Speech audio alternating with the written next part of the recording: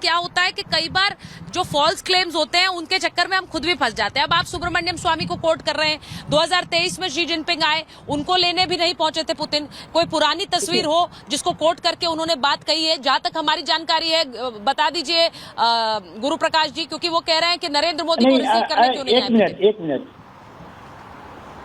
Hello गुरु प्रकाश जी, देखिए मैं एक सेकंड एक रिएक्शन देना चाहता हूँ। मैं भी जानता हूँ गुरु प्रकाश जी से पूछ रही हूँ मैं सवाल। वहाँ के नंबर 2 गुरु प्रकाश जी, नहीं देखिए सुचारिता, गुरु प्रकाश जी का ऑडियो नहीं आ रहा है। सुचारिता ऐसा है कि खिसियानी बिल्ली खंबा नोचे कुछ नहीं सुचारिता ऐसा है कि खिसियानी बिल्ली खंबा नोचे।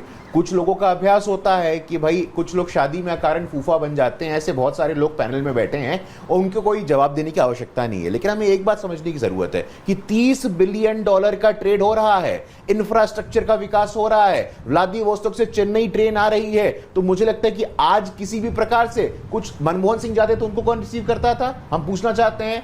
राहुल गांधी किस कैपेसिटी में चीन गए थे, हम पूछना चाहते हैं। तो मुद्दा ये नहीं है, आज मुद्दा संवेदनशीलता का है, आज मुद्दा भारत के बढ़ते कद का है। जब भारत का सम्मान बढ़ता है, श्री नरेंद्र मोदी जी के नेतृत्व में भारत का सम्मान बढ़ता है, तो कुछ लोग इस बात को स्वीकार नहीं कर सकते हैं, कुछ लोग इस बात को पचा नहीं सकते हैं। 5वीं सबसे बड़ी अर्थव्यवस्था से 3री सबसे बड़ी अर्थव्यवस्था बनने की तरफ है। आज वैश्विक मंच पे, वर्ल्ड स्टेज पे हर प्रकार से मोदी जी ने भारत के सम्मान को सुनिश्चित किया है। और मैं पुनः बोलना चाहता हूं कि जो हमारा संकल्प है, विश्व मित्र का संकल्प है, हम उसको पूरा करने में लगे हुए हैं। लगातार मिलेट्स की बात हो, एग्रीकल्चर की बात हो, डिफेंस की बात हो, कोऑपरेशन की बात हो, इंफ्रास्ट्रक्चर की बात हो, आज हर मोर्चे पे भारत का मान सम्मान बढ़ा है। तो मुझे लगता है कि इसको राजनीति के परे देखने की आवश्यकता है। हर चीज में अकारण राजनीति ला करके तू मैं करने से हम पूरे के पूरे पर्पस को डिफीट करते हैं, पूरे पर्पस को डाइल्यूट करते हैं। सुचारिता, मैं एक चीज जेके त्रिपाठी जी आपसे पूछ रही हूं। आपने देखा है कि किस तरह से रूस और भारत के बीच की ये वार्ता और ये रिश्ता बढ़ा है। चीन की हम बातें करते हैं, क्या आपको लग रहा है कि भारत भी उन आर्किटेक्ट्स में से है जो इस वक्त एक नया वर्ल्ड ऑर्डर लिख रहा है? जब मैं ये नया वर्ल्ड ऑर्डर कहती हूँ तो अमेरिका, यूरोप एक समय वो देश थे जिनके जैसे बनना चाहते थे, आज सब भारत के जैसा होना चाह रहे हैं। देखिए सुचित्रा जी, आप एकदम सही कर रही हैं। भारत भी आज के बदलते हुए या बनने वाले नए वर्ल्ड ऑर्डर का एक आर्किटेक्ट है।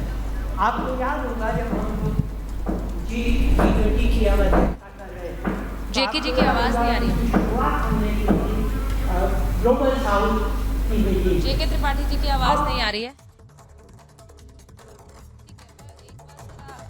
मैं जेके त्रिपाठी जी की आवाज नहीं आ रही है।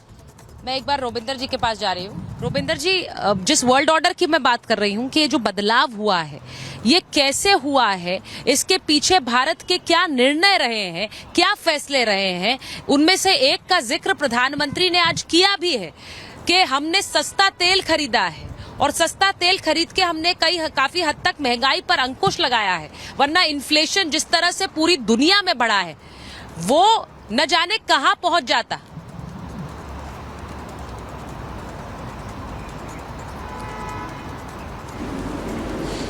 मैं उससे आता हूँ, उससे पहले आप जो न्यू वर्ल्ड ऑर्डर और अभी हमारे एक पैनलिस्ट कह रहे थे ना कि इसमें क्या अचीव हो रहा है, या सुब्रमण्यम स्वामी कह रहे थे, मैं ये कहना चाहता हूँ आज की दुनिया, हम सब शब्द इस्तेमाल करते हैं वर्ल्ड ऑर्डर।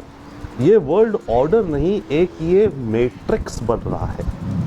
ओके, इस मैट्रिक्स में ये जो नया वर्ल्ड का बन रहा है, इसमें सब देश आपस में अपने रास्ते ढूंढ रहे हैं, पार्टनरशिप बना रहे हैं। अमेरिका चाइना दुश्मन है पर बिजनेस कर नहीं रहे क्या?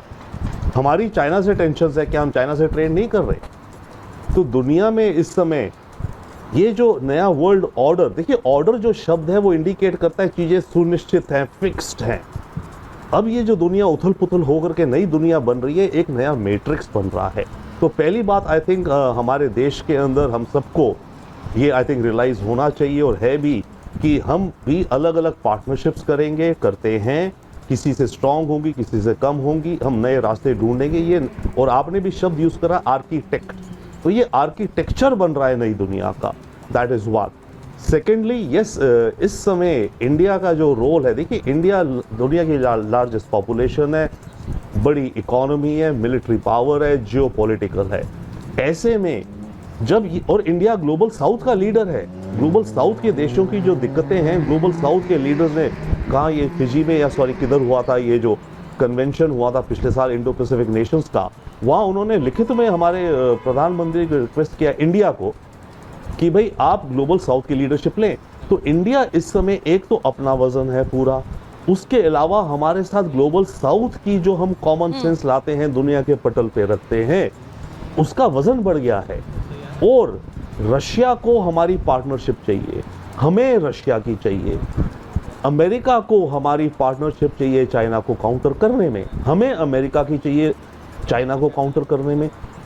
तो ये जो मैट्रिक्स है इसमें कदम लिए जा रहे हैं। सबसे बड़ा आई थिंक जो इशू है बाय द वे रशिया के साथ हमारे बिजनेस का और ट्रेड का और लॉन्ग टर्म रिलेशंस का, आई थिंक जनरल बख्शी या किसी और ने भी पहले भी कहा है, ट्रेड हमारा बहुत बड़ा चैलेंज है। ठीक है, जेके त्रिपाठी जी का ऑडियो आ गया है, मैं एक बार उनके पास भी चली जाती हूँ। सर, मैं जेके त्रिपाठी जी, जरा हमारे दर्शकों को बहुत सरल भाषा में समझा दीजिए और बता दीजिए कि भारत के लिए इस मुलाकात से, रूस प्रधानमंत्री के दौरे से क्या हासिल हो रहा है, क्योंकि ये चर्चाएं बहुत बार विपक्ष भी करता है देश में कि प्रधानमंत्री आने जाने की तस्वीरें जारी करते रहते हैं, हासिल कुछ नहीं होता है। देखिए, पहली चीज़ तो सुचरिता जी मैं ये बता दूं कि जो विपक्ष ये कहता है कि भारत के रूस के दौरे से हमें क्या मिलेगा और क्यों किया जा रहा है, ये दौरे की परंपरा आज से नहीं शुरू हुई है, 22-25 साल से वो ये 22वीं शिखर वार्ता है।